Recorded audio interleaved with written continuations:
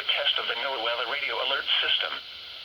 During hazardous weather and emergency situations, the alert tones which were just broadcast will automatically activate special receivers to alert you of impending hazards. This test is normally conducted weekly around 11 a.m. If hazardous weather is imminent or occurring, the test may be canceled. To provide the most consistent warning service possible, the alert tones will only be activated for the following counties in the KDO 89 listening area: in Missouri, St. Louis, Franklin, Jefferson, Lincoln, St. Charles, Warren, and the city of St. Louis. In Illinois, Madison, Monroe, and St. Clair. If your receiver was tone activated, the alert function will automatically reset after the test. This concludes our test for this week, and we will now resume normal programming. Thank you.